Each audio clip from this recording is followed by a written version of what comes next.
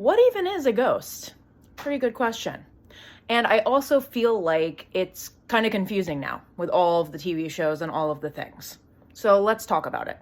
Now, I really don't agree with the concept that like a ghost is somebody that is trapped in a space, or, like the example where if something really traumatic happened to someone, they are then just doomed to like be trapped there. I think that's terrible, first off, and I really don't agree with that at all. So far in my experience, I feel like there's kind of two categories that I put different hauntings in.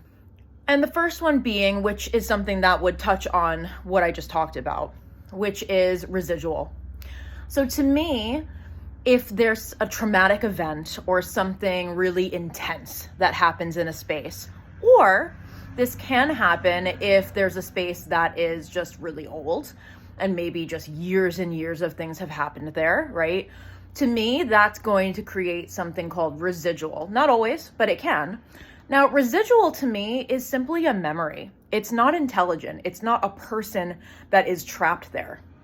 And one of the main ways that you can tell that something is residual is that it's not going to respond intelligently to you. It's going to be doing its own thing. There can also be a thing where it's repetitive in nature, because really it's just almost like you see the curtain open to a moment in time. And that's really it. And then the other form of haunting that I see is going to be intelligent. And to me, that's generally a person that lived in this space or was connected to a location and had maybe just a connection to it, right? Like a very deep personal connection to it. And so they hang around, but they're not stuck there. They're not, doomed to be there, right? I just think, it makes sense to me. If I was a ghost, I would want to hang out in like my favorite places. And those types of hauntings will have an intelligent response to you when you are investigating. And I also think that paranormal things can happen, and it doesn't mean that the place it happens in is haunted necessarily.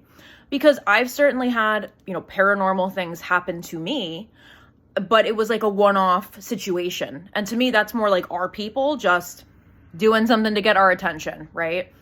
And there's much more that I can say on all of this, but that's my general consensus right now. And of course, if you've ever had any paranormal experiences or you feel that you've lived in a haunted space or house or anything like that, definitely share with me in the comments. I'd love to know your feelings on these things.